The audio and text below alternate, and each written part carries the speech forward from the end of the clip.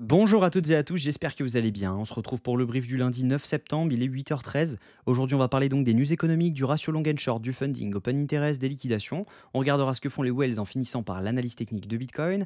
Mais avant ça, je veux revenir sur le fait que je vous propose une formation complètement gratuite qui est dispo sur le Discord. Donc voici le plan donc de cette formation. Il y a un chapitre complet sur la Smart Money Concept.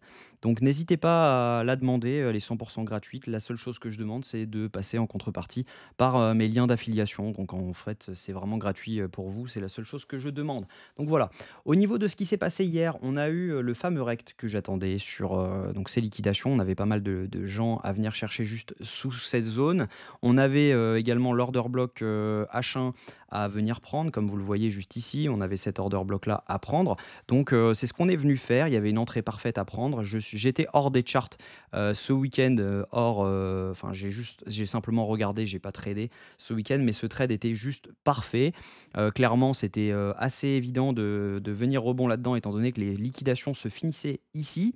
On avait potentiellement donc un long à prendre avec un SL très serré juste sous cette zone-ci pour derrière pouvoir target donc beaucoup plus haut. Et moi, la zone que je target, c'est les 56, donc ça aurait fait un RR de 19. Et après, pour ceux qui voulaient la jouer safe, ça faisait un RR de 2 quasiment. Voilà, ça faisait un RR de 2 parfaitement. Donc voilà. Voilà un peu ce qui s'est passé ce week-end. Là, actuellement, on est toujours haussier pour moi. On a validé donc un choc à court terme. On peut très bien revenir chercher cette zone-ci, pour derrière pouvoir repartir à la hausse et venir chercher au minimum cette zone des 56 000 dollars. Maintenant, on va regarder si jamais les datas concordent avec ce que je suis en train de dire. Au niveau des news économiques, on n'a rien du tout aujourd'hui. On a simplement eu le PIB donc du Japon qui est négatif en fonction de la prévision qu'on avait. Au niveau du ratio long and short, on a une augmentation du nombre de longues sur Binance. En revanche, si jamais on regarde les fundings, on voit clairement que les gens sont en train de short ce mouvement. On voit une augmentation de l'open interest avec une diminution des fundings. Ça veut tout simplement dire que les gens sont en train de short depuis cette zone-ci, donc en pensant attraper le top. Donc on n'est pas à l'abri, à mon avis, de faire un rect complet de tous ces shorts.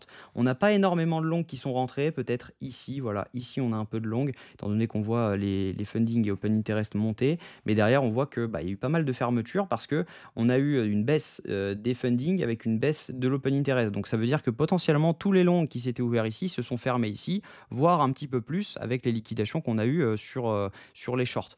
Donc potentiellement, voilà, on a plus grand monde à liquider en dessous et la plupart des gens sont à liquider au-dessus. Donc pour moi, on devrait rebond aujourd'hui selon les funding open interest et le ratio. Pour le moment, tout concorde. Tout concorde. Au niveau, des liquidations, on a, donc des liquidations qui sont à la hausse. Ça concorde également avec ce que je disais sur les 3 derniers jours. Sur 24 heures également, on a un cluster à venir chercher autour des 55 500 même si on accumule des petits clusters juste en dessous. La plupart est quand même à venir chercher à la hausse. Donc il faut, quand même avoir en priorité des longues parce que, à mon avis, les liquidations sont vraiment à venir chercher à la hausse. On a plus grand monde à venir prendre en bas. On voit que le cluster dont je vous parlais tout à l'heure était juste ici. On en a un autre qui est en train de se créer autour des 53 400 dollars. Donc attention quand même, on pourrait venir y faire un tour, même si je pense que c'est peu probable maintenant. Au niveau de ce que font les whales ont vendu ce mouvement. Les micro whales sont en train de l'acheter. On le voit clairement. Là, il y a une petite baisse sur cette nuit.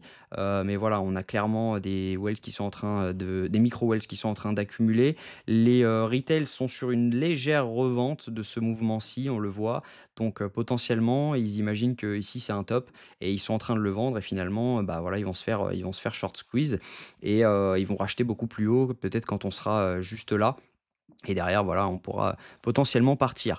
Donc voilà, pour moi, pour le moment, on reste baissier moyen terme, on reste haussier court terme, haussier long terme. Maintenant, à moyen terme, il faudrait vraiment break cette zone des 56 950 pour pouvoir vraiment passer haussier et valider un changement de tendance, donc qui soit vraiment défini. Si jamais je me mets en H4, voilà, il serait défini. Si jamais on commence à valider quelque chose comme ça, on pourrait très bien faire quelque chose comme ceci. Derrière, repartir dans un OB ou OTE ou liquidation, et cetera et derrière pouvoir potentiellement repartir.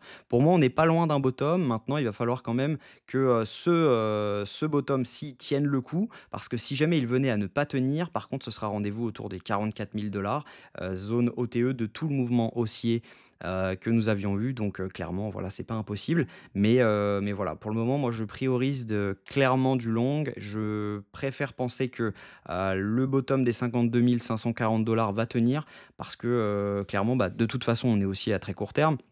Mais si jamais ça venait à ne pas tenir, clairement, c'est rendez-vous à 44 000 donc voilà, on va vraiment patienter, voir ce que ça donne. Mais voilà, il y a une petite entrée, à mon avis, à tenter là-dedans. Si jamais je mets donc l'order block, donc là, c'est un breaker block que nous avons juste ici.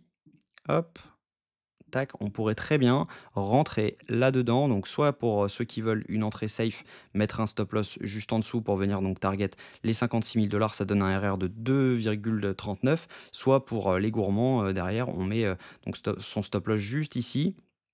Donc, je vais remettre bien ça. Hop là.